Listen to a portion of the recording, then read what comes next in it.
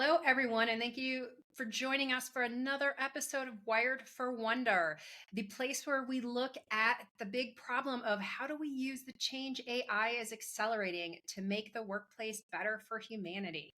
I am excited today to have the president and COO of Wright Creative Branding and Labels on with me, Dan Swiniarski. Thanks for joining the show, Dan.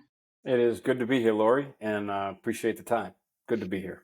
Well, good. Well, just so the audience can kind of ground themselves in who you are, why don't you just give us like a 30-second highlight of, who's Dan as a leader? Okay. Well, from a work standpoint, I am the president and COO of a 63-year-old creative branding and label printing business that works across many different verticals.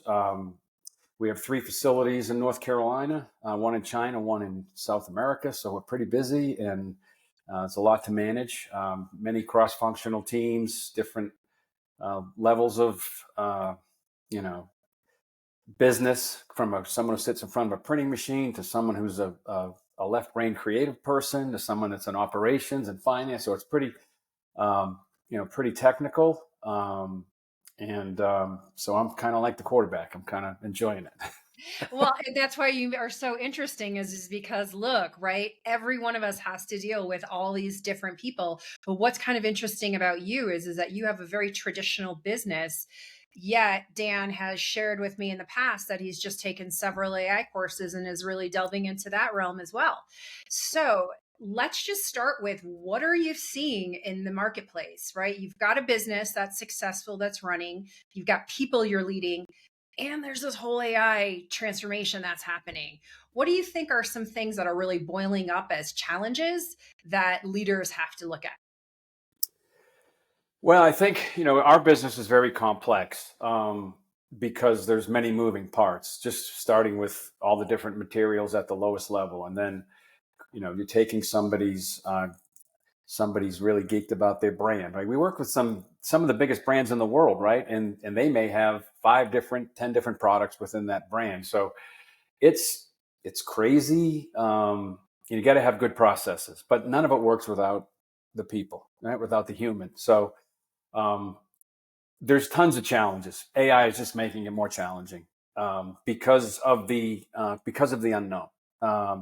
So I'm just trying to become as known as I can. I'm trying to learn as much as I can. I'm trying to educate people that it won't replace you, but if you don't get involved, it may. And I'm actually we've created a nice little focus group at our company with different people from different aspects of the business, from different work centers, different age groups, uh, just everything, just to try to bring in a full cultural and different age group to figure out what's the low hanging fruit, what do we go after first, and how do we, that's created a little bit easier of a transition, as well as it's given us a faster moving machine.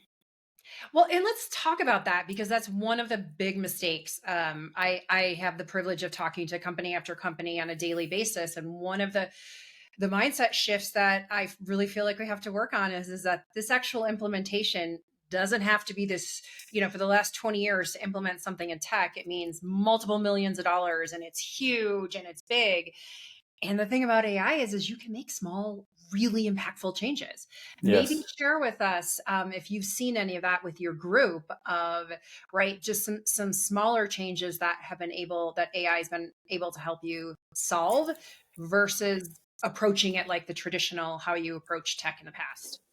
Um, a recent win. I don't know if we previously chatted about this, but it was just a very simple workflow that took 10 minutes that saved our company $20,000. And it's just most companies have salespeople that are out selling, and they buy plane tickets and they buy rental cars and they get hotels and and they have to do an expense report. And we had that outsourced through a company that was fairly expensive but necessary.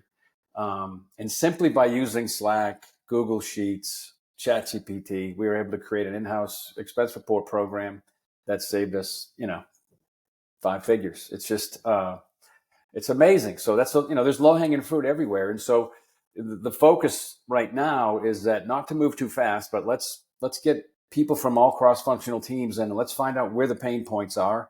and get them involved in the process and start picking those off. There is a bigger vision with massive things like inventory and which is hundreds of thousands of dollars a year. And so, but getting outside AI plugged into an infrastructure like that has more complex things. It requires more stakeholder buy-in, and I think the lower level people are just as much a stakeholder in this as the CEO of the company. So. Well, and it's interesting because that is really where I feel like AI is kind of highlighting some of the dysfunction of organizations, right? Where it's one person making a decision or a group of people making it for a team of, 2,500 employees, right? Like any dysfunction that's there, people using AI, it's going to like really highlight it faster. So your idea is great, right? Setting up smaller innovation groups where you can start bringing AI into your culture in ways that will actually benefit your people. One, you're not spending hundreds of thousands of dollars. But two, there's a lot of really simple problems that AI can solve in like, you said 10 minutes, but an hour, 2 hours. It is no longer like not possible to solve problems where it's going to take 6, 9, 12 months. For inventory project, yes. But there's a million other small problems out there. Yeah. It's just trying to, how do you fit it all in? Because you're adding another complex layer to an already complex, busy, crazy, time. It's just so time driven, Yeah. when a company has an exquisite tequila they're selling all over the world and they have a production run. Well, if your labels don't get there on time, and a lot of stuff doesn't get done. So, but AI can help with that. So. Yeah, and like just for the audience, Dan gets the privilege of, I'm sure, tasting a lot, but working with a lot of. Yeah, I'm more of a red wine guy, but Okay, so it's not Dan what we do some of that too. Yeah. I actually remember I worked for Diageo for a few years, and I was like, I can't be expected to have a martini at every lunch because I'm no, not bad news. No, can't do no. it. Yeah, I tried but a little bit. I think if I look back at like where I started, I started in competitive sports as a kid, and that builds some kind of a mentality or a subconscious about I always want to win. I'm driven. I hate losing more than I like winning. I want to win. But it's just not just at work. It's not just closing a deal or being. It's like you got work, you got your relationships, your marriage, your kids, like whatever it is. Like don't I try to do it all with the same level of commitment. So that's important. I've always kind of been curious, forward thinking. I've wanted to be growth minded. Like I'm always reading something. Yeah. So this AI, you said it was a big step to jump into an advanced AI course online. But it was the catalyst for like, okay, this is, let's go break some things and have some fun. Well, one, congratulations for being courageous. There is so much fear out there in the marketplace. But the truth is, and this is what I want to know about next, is what did you have to unlearn to get the mindset that's needed?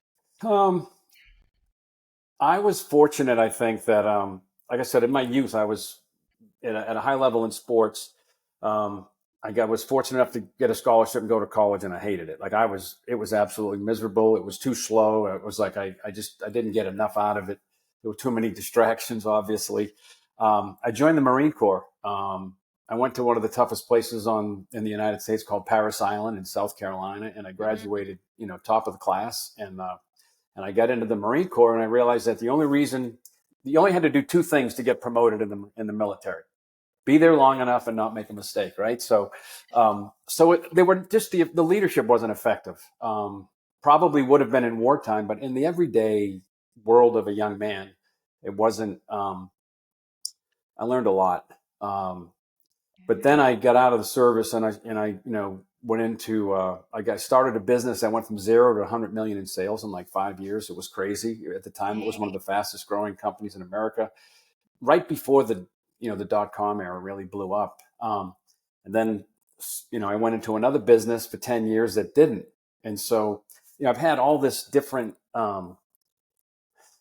pain points and success, and it molds you into, what I think what makes you great is also can be your biggest problem or Achilles heel. So I've been fortunate. I've hired people. I've had people call me throughout my the last few years, and just to thank me and say, hey, you gave me a shot, and today I'm the vice president of XYZ, and it's been I've always been, I like people. Yeah, me It's too. We're crazy complex, artful, masterful problem creators and problem solvers, but we Yeah, sure are interesting. I'm really proud of one thing we're working on now, which I hired an outside author. He's written several sales books, and the goal last November, when I became the president and COO, to turn this company, into something a little bit different than a 63-year-old family-owned kind of, we've always done it this way business. I hired a gentleman who authored several books in sales, and he's just a genius when it comes to communicating and developing this a sales mind. And we realized after 3 or 4 segments that, you know what, we have an 8-step sales process. The first 3 are sales only: the cold calling, the getting them to the table. But the 4 through 8 is production. And so now we're spending just as much time developing our production leadership alongside with the sales process to develop what we call that value of cooperation, because we're all involved in the customer journey. So it's been something unique that I've never witnessed in my life in business and other businesses, that everybody falls, once they feel part of the process and part of the win, it just makes it a lot easier. Oh my gosh. Like, I feel like I'm not sure how we got our workplace to where, like the marketplace to where it is today, where we've kind of had everyone come to work like robots. Like, you don't have emotions, you don't have feelings, you can't really contribute. You can contribute within a very tight box, but it might not even be, you might have gotten a role that sounded like it was the right role, but in the end, it's not how you want to contribute. Right. And um, that's one of the things that I think that AI is going to be able to break open is because, right, it's going to cause people to start looking at, let's really focus on the customer, on the human, on the bigger things that we want to achieve versus our roles. So I love that, thinking of what did you call it? The value collaboration? Yeah. The value of cooperation. Cooperation. Yeah, I mean, that's it. Like, if you are a leader out there, like, you gotta Everybody, yeah, and break down everybody, silos. if it's a 10-step production cycle, from the day that the customer sends the artwork to the day, to the time it gets out the back door, if you're the 8th step, you're just as important as every step before, because if it doesn't get to the customer, nobody wins, right? So pretty, And you've already, through processes, those people at steps 8, 9, and 10 probably already take the brunt of late deadlines and, yeah. like, right? There's always somebody on the front lines. Yeah.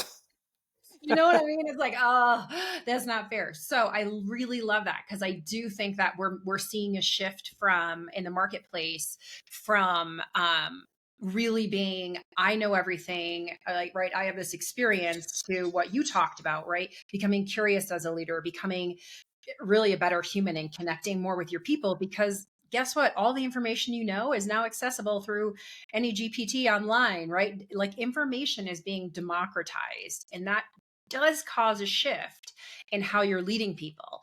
So I wonder if you would share with the audience anything that you have seen that is that, like, you've become aware of how, when you're leading this value cooperative, that you're seeing a shift in how you actually lead people.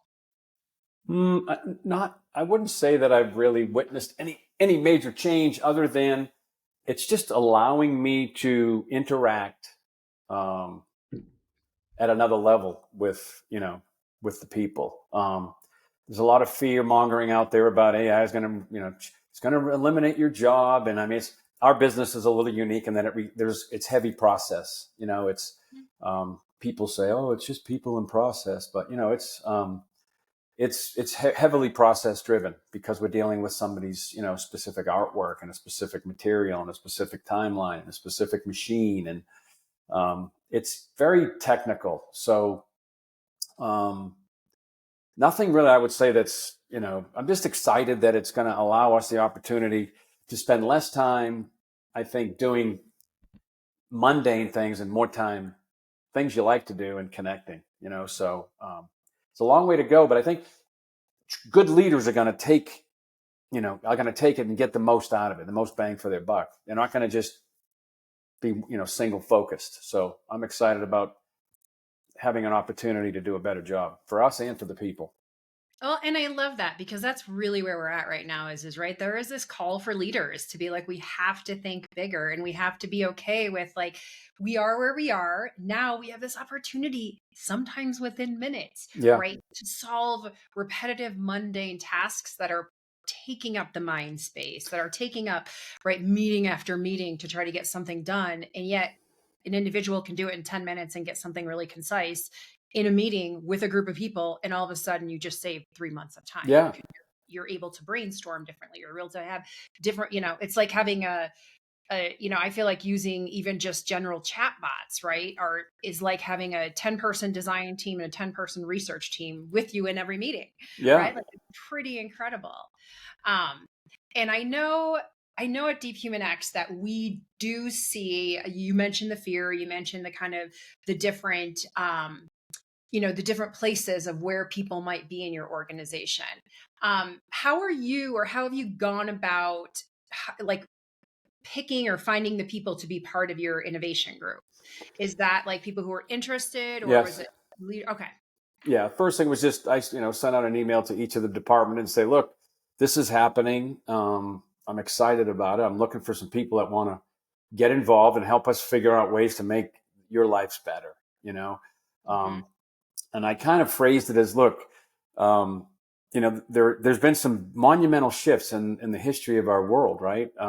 The telephone, right? So, a big one. If you were on the front end of of that technology, you would have been, who knows where you would have been. You got the microwave, you got, the fax machine, you got the internet, you got this is an opportunity to be on, to don't be left behind. Like you have children, grandchildren, like be able to have a conversation about it. Yeah, and that's it. And it's interesting because as the acceleration is so fast with the technology, and I feel like we can probably share. There is not a silver bullet. Nobody knows exactly where we're going. So this is a really big shift in leadership too, where you're building for the unknown. Like we know it's a monumental shift. The internet was kind of like that, like this, but AI is definitely going to excel way faster and way bigger than the internet. Yeah. But there's a lot of leading and like, right, we're building this bridge to the unknown. So that causes you to like think about the people differently. Like, right, like we have to look at how are we leading in a time of change versus a time of predictability, right? And that Totally is agree. moving.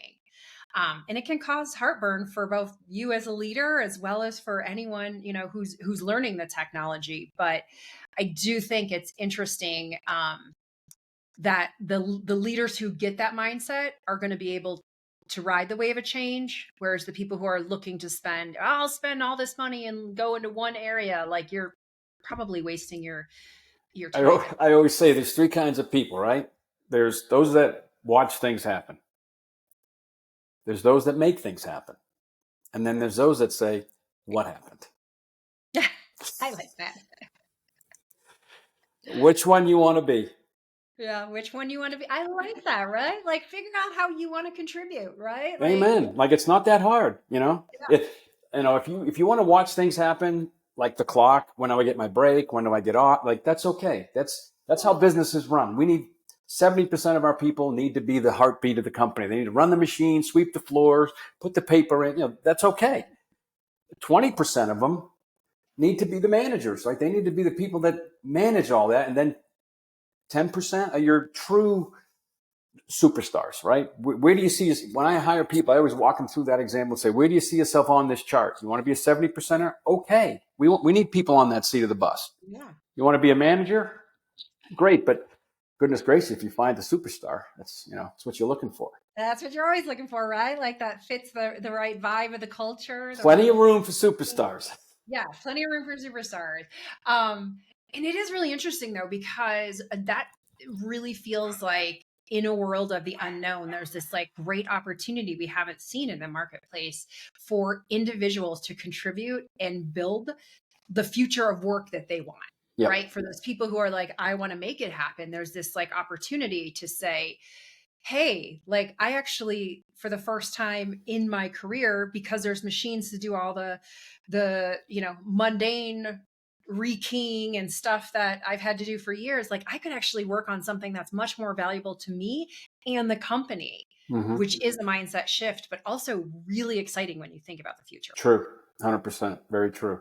I love it.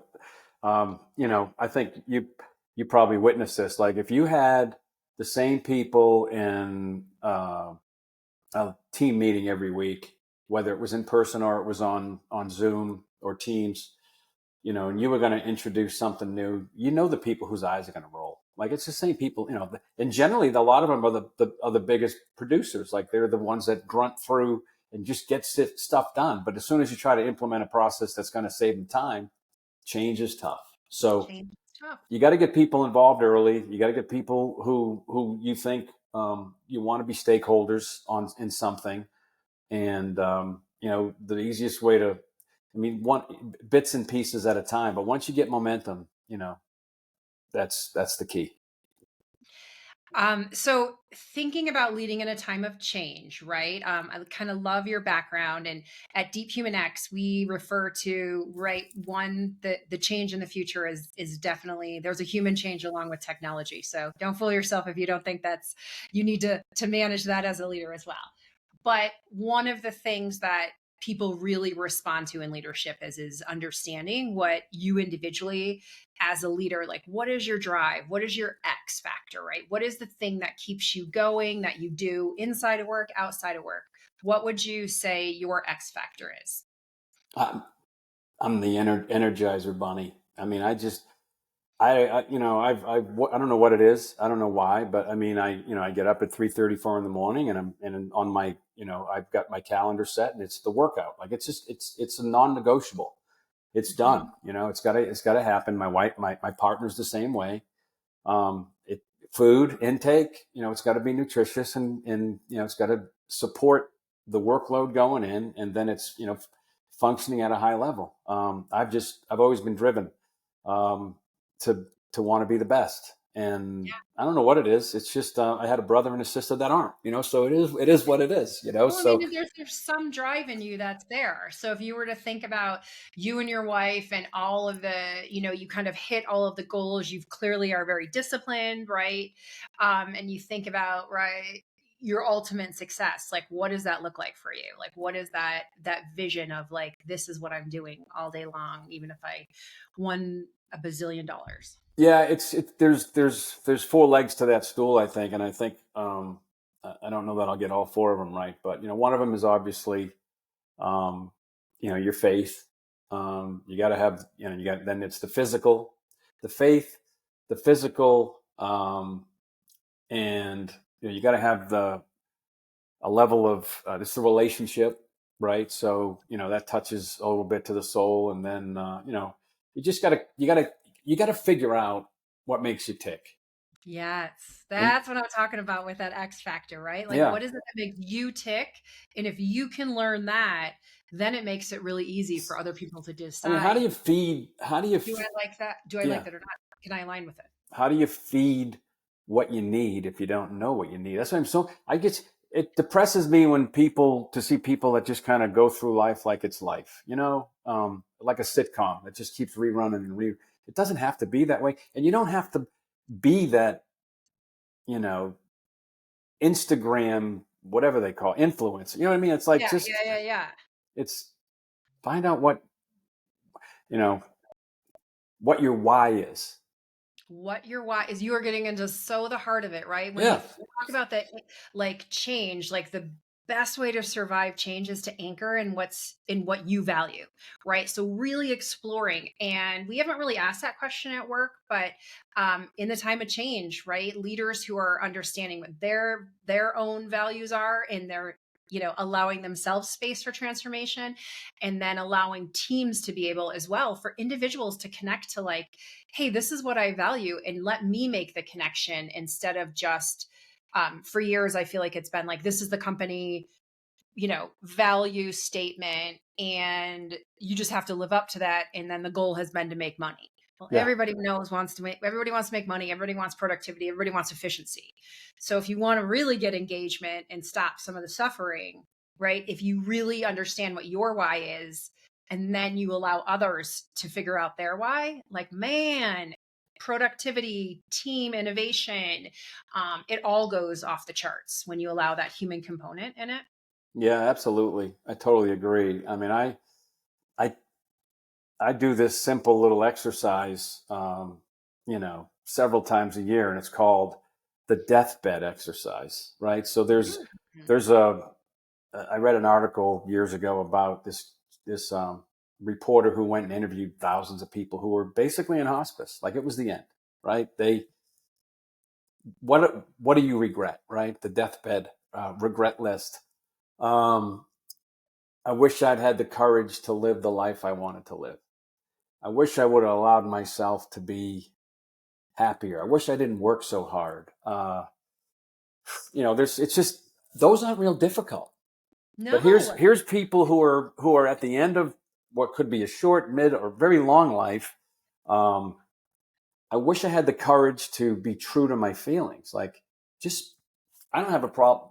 I'm known as the guy. The good news about Dan is you know where you stand. The bad news about Dan is you know where you stand, right? I mean, let's just, if you're gonna have to eat crow, eat it while it's hot and move the hell on, right? So Well, eat it about the stuff that you care about, not some mundane step that you didn't do right on a process, yeah, right? Like, get that. And that is something that's also I feel like in the essence of the workplaces is we have to start getting a little more honest. Like trust, right? To build trust, you have to get honest with yourself and with others. And that you can't be afraid of, you know, just saying like, this is what I'm thinking. And there's so many ways to do that without being offensive, without, you do have to have some confrontation, but yeah. it does in the long run solve a lot of problems, and it solves a lot of the like burnout and I don't know. I laugh when people say I'm so over capacity, and you're like, If well, I you hear still, I'm crazy busy one more time, I'm gonna, I'm gonna lose my mind, right? one, that's not a badge of honor. If you're talking about outcomes, it doesn't matter how busy you are you achieving the outcomes or not, right? Yeah, Like, busy isn't a badge of honor. yeah. But Authenticity is a big one. You gotta, mm, if as a leader, if people don't trust you as being authentic and that you don't walk the walk, they're not, they won't follow you. Like they just, you'll be yeah. ineffective. So you're talking about kind of a human skill, which is being authentic. And I think in the time of AI, this is actually going to be my last question for you. Ooh, that's a good one. I know where you're going. Yeah. Okay, so in the time of AI, right? Like, if you could give advice to leaders out there on 3 human skills that they should work on developing in the time of AI, because it is a time of change, we don't know where it's going. What would your recommendation be? Um, I don't know that I'm going to answer that one well. I mean, I would always just tell people 3 things, right? AI, dig into it. Rather than spend 15 minutes a day on social media, spend 15 minutes a day learning, because that's 5,000 minutes a year, right? That's a lot of time that you're wasting. So dig into that. Um, Find your why, figure out what it is. We're packing up here in Arizona. We love it here. We're out in the desert, beautiful western sunset. But we have a granddaughter now in Colorado, and we're heading to Fort Collins. We're going to have that connection, right? But figure out your why, um, and then just be true to yourself, right? Just Mm, be organized, have a list, self-evaluate. Have a true self-evaluation moment, and just yeah. and that'll help you be true to everybody else if you just really get out of the smokescreen. Yes, like, sit with where you are and without judgment, right? Just, this is just where you are. Hey, I'm living my values. I'm not. I I know my values. I don't. It just doesn't like matter. anybody, I've had to sit back, and there were times where it was dark. I mean, we were building a business. I went from super successful to super, what are we doing? 10 years working hard, spending money. There was some dark days. But I didn't allow it to change who I was or what my why was, right? That was just a facet, it was a leg on the stool, right? So just I hope I answered the question. I could just keep You rambling did. on. No, So it's good. I mean, I think, right, everyone listening, we thank you for listening today. Dan, if people wanted to reach out to you to ask you any more questions, where is a good place for them to connect with you? they can get me on LinkedIn, Dan Swiniarski. They can reach us at wrightlabels.com. And yeah, I try to respond to everybody on LinkedIn, at least with a, hey, love to connect, but maybe not interested. There's a lot of sales pitching going on LinkedIn right now. But yeah, they can reach me there, and I'm happy to connect with people. Awesome. Well, Dan, thanks for talking with us today. Everyone, thanks for listening, and hope you guys all have a fantastic day. Thank you, Lori. It was nice. I enjoyed it.